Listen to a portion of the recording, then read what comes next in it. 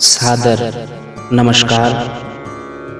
मैं आचार्य संदीप कोटनाला पुनः एक बार आपके बीच में उपस्थित एक नए प्रसंग के साथ, जिसमें अलग अलग मनवंतरों में अलग अलग सप्त ऋषियों के विषय में आज आपको जानकारी दूंगा। विद्वानों के संशोधन पर यह आधारित है। उपनिषदों पुराणों पर यह वर्णन पाए जाते हैं, अतः यह सत्यवत है। कृपया अंत तक सुने और ध्यान पूर्वक सुने कि किस मनवंतर में कौन कौन सप्त ऋषि हुए हैं। नमः परम ऋषिभ्यो नमः परम ऋषिभ्यः। मुंडकोपनिषद। परम ऋषियों को नमस्कार है, परम ऋषियों को नमस्कार है। सप्त ऋषियों का प्रादुर्भाव श्री ब्रह्मा जी के मानस संकल्प से हुआ है। सृष्टि के विस्तार के लिए ब्रह्मा जी ने अपने ही समान 10 मानस पुत्रों को उत्पन्न किया। उनके नाम हैं मरीचि, अत्रि, अंगिरा, पुलस्त्य, पुलह, क्रतु, भृगु, वशिष्ठ, दक्ष तथा नारद। ये 10 पुत्र मानस पुत्र हैं। मरीचिरत्रिंगरशो पुलस्त्यः पुलः क्रतुः भृगु वशिष्ठो दक्षश्च दशमस्तत्र नारदः। विष्णु पुराण में नारद जी का नाम पृथक से लिया गया है और 9 की गणना हुई है। भृगु पुलस्त्यं पुलहं क्रतु अंगिरसं तथा मरीचि दक्ष मत्रिं च वशिष्ठं चैव मानसान्। और जो मंत्र मैंने अभी मरीचि त्रिअंगरसो, ये श्रीमद् भागवत महापुराण के 3 स्कंद के 12वें अध्याय के 22वें श्लोक में है। ये ऋषि गुणों में श्री ब्रह्मा जी के समान ही है, अतः पुराणों में ये 9 ब्रह्मा भी कहे गए हैं। 9 ब्रह्माणम इत्येते पुराणे निश्चयं गता। विष्णु पुराण प्रथम स्कंद 7वें अध्याय के 6वें श्लोक में यही आदि ऋषि सर्ग है। ये ही ऋषि भिन्न भिन्न मनमंत्रों में सप्त ऋषियों के रूप में अवतरित होते हैं। श्री भागवत में श्री सूत जी सौनक आदि ऋषियों से कहते हैं कि ये ऋषि मनु, देवता, प्रजापति, मनुपुत्र और जितने भी शक्तिशाली हैं, वे सब के सब भगवान श्री हरि के ही अंश अवतार अथवा कला अवतार हैं। ऋषयो मनवो देवा मनुपुत्रा महोजसः कला सर्वे हरेरेव शं प्रजापतयस्तथा। श्रीमद् भागवत महापुराण के प्रथम स्कंद के 3 अध्याय के 27वें श्लोक में इसका वर्णन है। इस प्रकार ब्रह्मा जी के मानस पुत्र सप्त ऋषि गण भी भगवान के ही अवतार हैं। सप्त ऋषियों का परिगणन भगवत विभूतियों में हुआ है। यद्यद्वि भूतिमत्सत्त्वं श्रीमदूर्जितमेव वा तद्देवावगच्छत्वं मम तेजोर्संभवम्। गीता 10वें अध्याय के 41वें श्लोक में भी ऐसा ही वर्णन हुआ है। इन ऋषियों का प्रादुर्भाव ब्रह्मा जी के मानसिक संकल्प से उनके अनेकों अंगों से हुआ है। अतः यह ऋषि सृष्टि मानस सृष्टि या आंगिक सृष्टि अथवा सांकल्पिक सृष्टि भी कहलाती है। इनमें नारद जी प्रजापति ब्रह्मा की गोद से, दक्ष अंगूठे से, वशिष्ठ प्राण से, भृगु त्वचा से, क्रतु हाथ से, पुलह नाभि से, पुलस्त्य कानों से, अंगिरा मुख से, अत्रि नेत्रों से और मरीचि मन से उत्पन्न हुए हैं। श्रीमद् भागवत महापुराण 3 स्कंद के 12वें अध्याय के 23वें और 24वें श्लोक में इनका वर्णन उक्त श्लोक में आता है। उत्संगा नारदो यज्ञे दक्षो अंगुष्ठात् स्वयं भुवः प्राणाद् वसिष्ठः संजातो भृगुस्त्वचीकरात् क्रतुः पुलहो नाभितो यज्ञे पुलस्त्यः कर्णयो ऋषिः अंगिरामुखतक्षणो अत्रिर्मरीचिर्मनसो भवत्। यह भागवत का तीसरे स्कंद का 12वें अध्याय का 23वां और 24वां श्लोक। ब्रह्मा जी से प्रादुर्भूत ऋषियों की इस सृष्टि को पुराणों में ऋषि सर्ग कहा गया है। प्राकारांत से ये ऋषि ब्रह्मा जी के ही आत्मरूप अंश रूप हैं और उन्हीं के अवतार भी हैं। सृष्टि के विस्तार तथा उसके रक्षण में इन ऋषियों का महत्वपूर्ण योगदान है। प्रत्येक मनवंतर में नाम भेद से ये ही ऋषि सप्तऋषि होकर महाप्रलय में चराचर के सूक्ष्मतम स्वरूप और वनस्पतियों तथा औषधियों को बीज रूप में धारण कर विद्यमान रहते हैं, प्रलय में भी बने रहते हैं और पुनः नई सृष्टि में उसका विस्तार करते हैं। इस प्रकार से सप्तऋषि गण जीवों पर महान कृपा करते हैं। कदाचित ये स्थूल सृष्टि के सत्वांश और चैतन्यांश को धारण कर प्रलय काल में सुरक्षित न रखते तो नवीन सृष्टि पुनः होना कठिन हो जाती। ये ऋषि भगवान के अनन्य भक्त हैं और उन्होंने उन्हीं के कृपा प्रसाद से समर्थ होकर जीवों का कल्याण करते रहते हैं। ये एक रूप से नक्षत्र लोक में सप्तऋषि मंडल में स्थित रहते हैं और दूसरे रूप में तीनों लोकों में विशेष रूप से भूलोक में स्थित रहकर लोगों को धर्माचरण तथा सदाचार की शिक्षा देते हैं तथा ज्ञान, भक्ति, वैराग्य, तप, भगवत प्रेम, सत्य, परोपकार, क्षमा, अहिंसा आदि सात्विक भावों की प्रतिष्ठा करते हैं। प्रत्येक 4 युग सत्य युग, त्रेता युग, द्वापर युग तथा कलयुग बीतने पर वेद विप्लव होता है। इसीलिए सप्तऋषिगण भूतल पर अवतीर्ण होकर वेद का उद्धार करते हैं। सप्तऋषि मंडल आकाश में सुप्रसिद्ध ज्योतिर्मंडलों में है। इसके अधिष्ठाता ऋषिगण लोक में ज्ञान परंपरा को सुरक्षित रखते हैं। अधिकारी जिज्ञासु को प्रत्यक्ष या परोक्ष जैसा वह अधिकारी हो तत्व ज्ञान की और उन्मुख करके मुक्ति पथ में लगाते हैं। ये सभी ऋषि कल्पांत चिरजीवी, त्रिकालदर्शी, मुक्तात्मा और दिव्य देहधारी होते हैं। ये स्थित प्रज्ञ तथा अतीन्द्रिय दृष्टा। पुराणों में इन्हें ब्रह्मवादी और गृहमेधी कहा गया है। वायु पुराण में ग्रस्त होते हुए भी ये मुनिवर्ती रहे थे। वायु पुराण कहता है कि यदि यह ग्रस्त भी हैं तब भी ये मुनिवृत्ति में ही रहते थे। ये सत्य, धर्म, ज्ञान, शौच, संतोष, तप, स्वाध्याय, सदाचार एवं अपरिग्रह के मूर्तिमान स्वरूप और ब्रह्म तेज से संपन्न होते थे। यज्ञों द्वारा देवताओं का आप्यायन और नित्य स्वाध्याय इनकी मुख्य चर्चा रहती है। कौन मनवंतर और कौन सा सप्तऋषि है, आइए आप सुनिए। अलग अलग मनवंतरों में सप्तऋषि बदल जाते हैं। मनुकाल ही मनवंतर कहलाता है। ब्रह्मा जी के एक दिन में 14 मनु होते हैं और 14 मनुओं का एक कल्प होता है। 14 मनु तथा मनुपुत्र एक एक कर समस्त पृथ्वी के राजा होकर धर्म पूर्वक प्रजा का पालन करते हैं। मनुओं के नामानुसार ही 14 मनवंतरों के 14 भिन्न भिन्न नाम पड़े। इन 14 मनुओं में प्रथम मनु का नाम स्वयंभुव मनु है। भगवान विष्णु के नाभि पद्म से यानी नाभि कमल से चतुर्मुख ब्रह्मा जी ने आविर्भूत होकर मैथुनी सृष्टि के संकल्प को लेकर अपने ही शरीर से स्वयंभुव मनु तथा महारानी शतरूपा को प्रकट किया। ये आदि मनु ही प्रथम मनु है जिनके नाम से स्वयंभू मनवंतर पड़ा। द्वितीय मनु का नाम सरोचिस है। इसी प्रकार क्रमशः तीसरे का औतस, चौथे का तामस, 5वां रेवत, 6वां चाक्षुष, ये मनु हुए।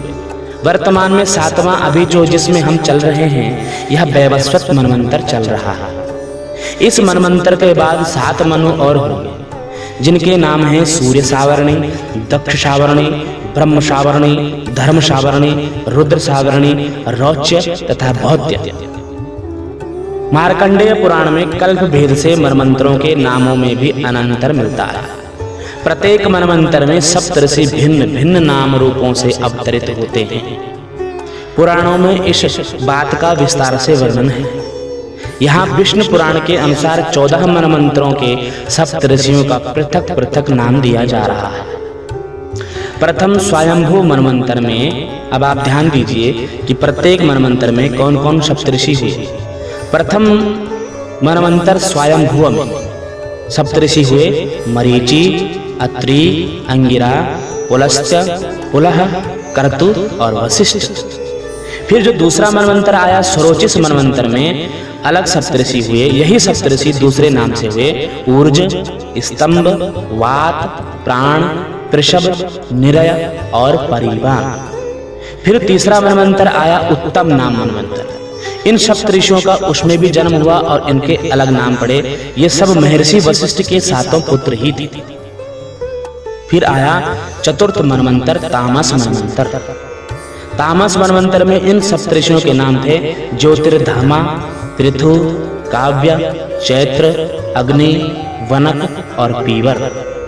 पांचवें मनवंतर रेवत मनवंतर में अलग सप्तऋषि हुए हिरण्यरोमा, वेदश्री, ऊर्ध्वबाहु, वेदबाहु, सुधामा, प्रजन्य और महामुनि। छठवें चाक्षुष मनवंतर में सप्तऋषियों के नाम थे सुमेधा, विरजा, हविष्मान, उत्तम, मधु, अतिनामा और सहिष्णु। वर्तमान समय है जिसमें हम लोग चल रहे हैं। आज हम सब पूरी सृष्टि के लोग जीवित हैं। उस मनवंतर का नाम है सप्तम वैवस्वत मनवंतर।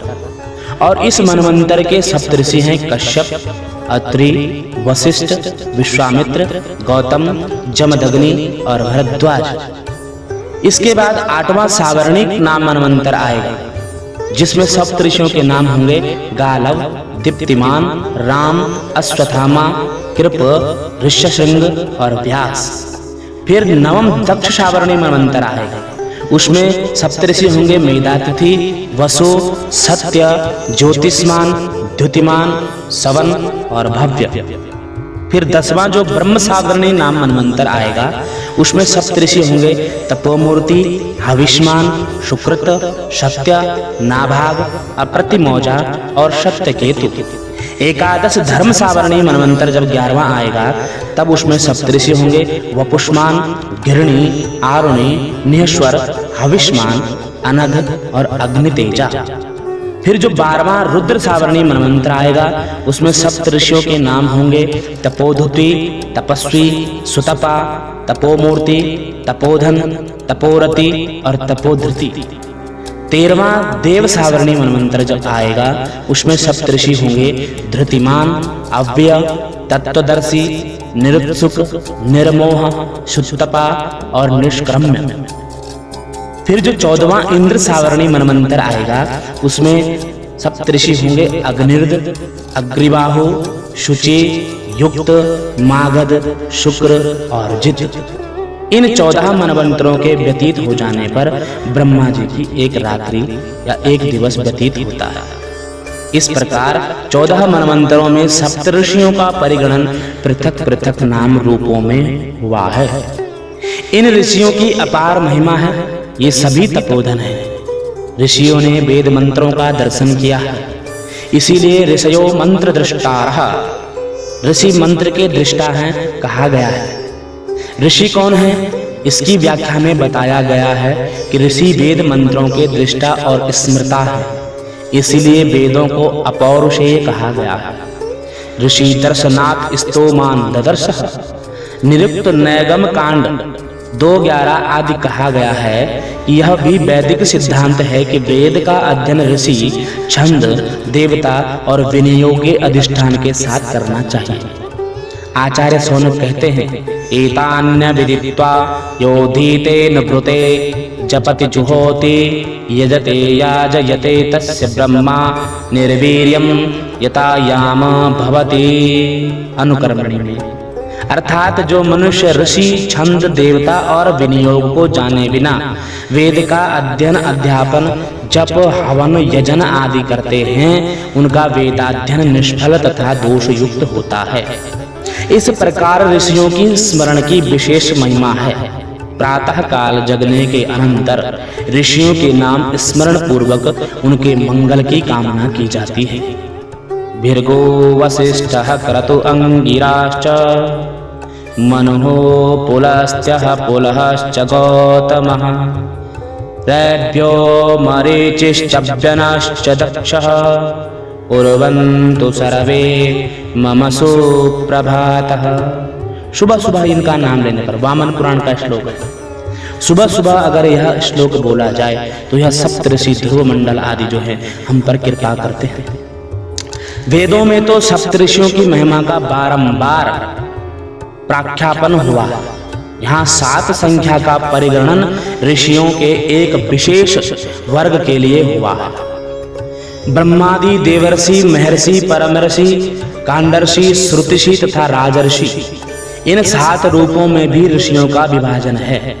जैसे 49 मरुद देवताओं का 7 का वर्ग है, वैसे ही ऋषियों में भी 7 ऋषियों के वर्ग हैं जो सप्तऋषि कहलाते हैं।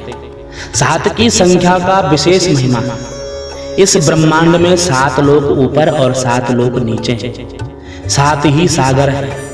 वेद के गायत्रिक, उष्णिक आदि 7 ही छंद मुख्य माने जाते हैं। वैसे तो 26 छंद विशेषकर हैं, लेकिन मुख्य 7 ही छंदों का आवाहन है। भगवान सूर्य सप्त सुवाहन है। 7 घोड़े उनके रथ पर कहे जाते हैं। यजुर्वेद के एक मंत्र में 7 की संख्या विशेष परिज्ञान कराया गया है। और वह मंत्र कौन सा है? आप ध्यान पूर्वक सुने। यजुर्वेद में यह मंत्र उल्लिखित है। सप्तते अग्ने समिदः सप्त जिह्वाः सप्त ऋषयः सप्त धाम प्रियाणि सप्त होत्राः सप्त धात्वा यजन्ते सप्त योनिरा कृष्णश्च घृतेनध्या स्वाहा। उपनिषद के एक मंत्र में और संख्या का 7 की संख्या का अवबोधन कराया गया है।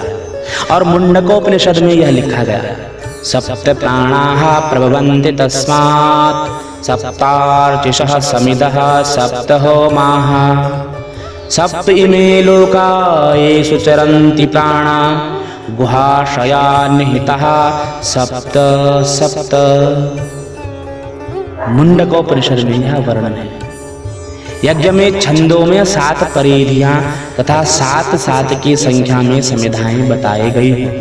सप्तास्या सन्न परिधय स्त्रिः सप्त समिदः कृताः। यजुर्वेद के मंत्रों में यह उल्लेख है। सप्तशती तथा सप्ताह आदि में भी सप्त पद निहित है। प्रातः स्मरण के एक मांगलिक श्लोक में सप्त ऋषियों तथा 7 की संख्या वाले पदार्थों से प्रभात को सुप्रभात बनाने वाली वामन पुराण में भी एक प्रार्थना की गई है। सप्त स्वराः सप्त रसातलानि कुर्वन्तु सर्वे मम सुप्रभातम् सप्तार्णवा सप्तकुलाचलाश्च सप्त ऋषयो द्वीपवनानि सप्त पुरादिकृत्वा भुवनानि सप्त कुर्वन्तु सर्वे मम सुप्रभातम्। वामन पुराण में है श्लोक, अर्थात षडज, ऋषभ, गांधार, मध्यम, पंचम, धैवत तथा निषाद, ये ध्वनि यंत्रों के 7 स्वर हैं। अतल, वितल, सुतल, तलातल, महातल, रसातल तथा पाताल, ये 7 लोक नीचे के हैं।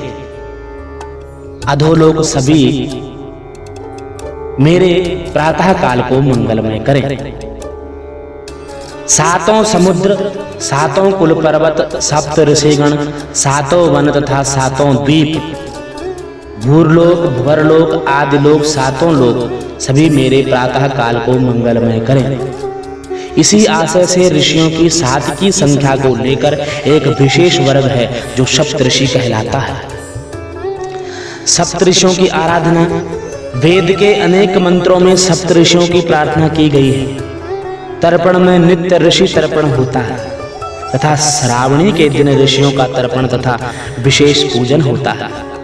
वेद में प्रातः सप्त ऋषियों की प्रार्थना के मुख्य मंत्र का भाव यह है कि सप्त ऋषिगण सूक्ष्म रूप से इस देह में भी विद्यमान रहकर देव रूप होकर इसका संचालन करते हैं।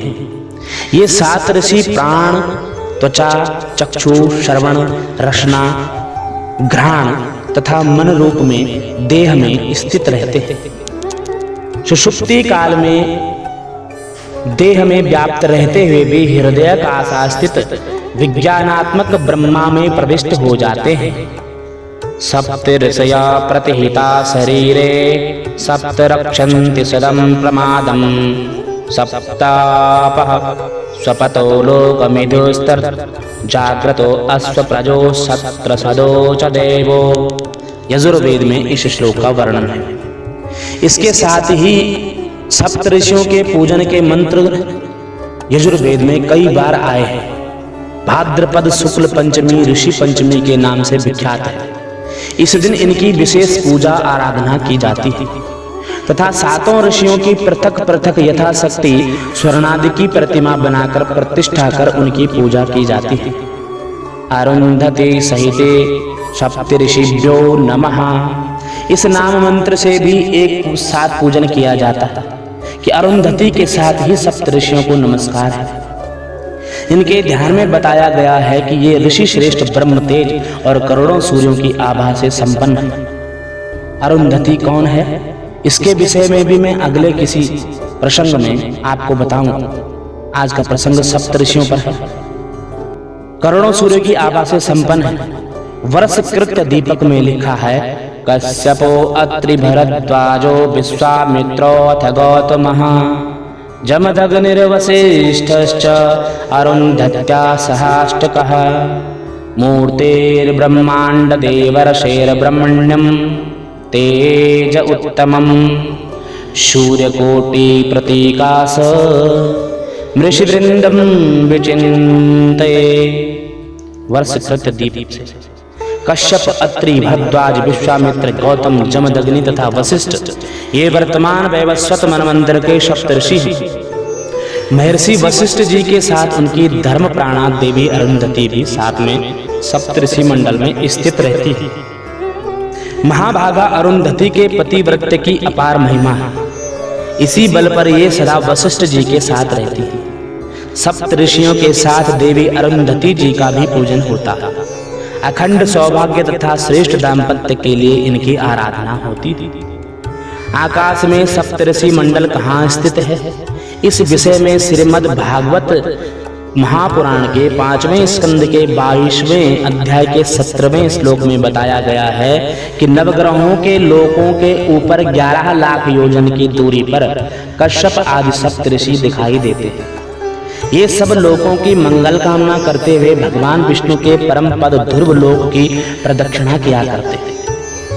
तथा उत्तरस्मादृशया 11 लक्ष योजना अंतर उपलभ्यन्ते य एव लोकानां शमन भावयन्तो भगवतो विष्णोर यत्परं पदं प्रदक्षिणां परकर्मन्ते। आकाश में सप्तऋषि मंडल के उत्तर में ध्रुव लोक स्थित है। इस प्रकार सप्तऋषि मंडल में स्थिर रहकर ये सप्तऋषिगण जीवों के शुभाशुभ कर्मों के साक्षी बने रहते हैं और भगवान की अवतरण लीला में सहयोगी बनते हैं। भगवान श्री राम आदि की लीलाएं और लीला में महर्षि वशिष्ठ, विश्वामित्र, गौतम तथा अत्रि आदि ऋषि सहयोगी रहे हैं। ऐसे ही अन्य अवतारों में भी ऋषिगण भगवान की भक्ति करते हैं और उन्हीं के कृपा प्रसाद से जगत के कल्याण कार्य में सतत चेष्टारत रहते हैं। भगवान के लीला संवरण के अनंतर भी ये उनके द्वारा प्रतिपादित धर्म की मर्यादा को सुरक्षित रखने के लिए कल्प पर्यंत बने रहते हैं और पुनः अवतरित होते हैं। सप्तऋषियों के बारे में यह जानकारी आपको पसंद आए, वशिष्ठ ऋषि की धर्मपत्नी अरुंधति की क्या महिमा है, अगले प्रसंग में मैं आपको वही बताऊंगा कि सप्तऋषियों के साथ वशिष्ठ जी की धर्मपत्नी वशिष्ठ जी के साथ सप्तऋषि मंडल में रहकर ध्रुव की परिक्रमा करती है। आशा करता हूं आपको पसंद आया होगा, आनंद आया होगा, सुनने में कुछ जानकारी प्राप्त हुई होगी। यदि एक बार के सुनने में आपको समझ न आए तो किसी भी चीज को बार बार सुने और वह समझ में आने लग जाती है। आशा करता हूँ कि आपको अगर यह वाक्य सुनने में, इस प्रसंग को सुनने में कुछ ज्ञान प्राप्त हुआ हो तो आपकी प्रतिक्रिया चाहूंगा कि मैं आगे अरुंधति के अवतरण के विषय में आपको बताऊं कि संध्या के रूप में ही अरुंधति ने अवतरण लिया है। संध्या का ही रूप है अरुंधति। तब तक के लिए इस प्रसंग को आप सुने, आगे प्रेषित करते जाएं, शेयर करते जाएं, लोगों को सुनाते जाएं। YouTube चैनल पर जो भी प्रक्रियाएं होती हैं, जो भी सब्सक्राइब आदि जो होता है, यदि आप वह भी कर दे तो आपके पास कोई भी अगर मैं व्याख्यान डालता हूं तो उसका जो है आपको समाचार पूर्व में ही मिल जाएगा। आपको ज्ञात हो जाएगा कि कुछ नया इसमें अपलोड हुआ है। अतः आप सब्सक्राइब भी कीजिए और आगे शेयर भी कीजिए ताकि यह जानकारी अत्यधिक लोगों तक पहुंच पाए। सनातन की महिमा को प्रचार प्रसार करने में यह यंत्र भी अच्छे काम आते हैं। तो आज के प्रसंग में मैं आपसे आज्ञा चाहूंगा। मैं आचार्य संदीप कोटनाला पुनः आपके बीच उपस्थित होऊंगा। तब तक के लिए जय श्री राधे, जय श्री कृष्ण, जय भारत, जय सनातन।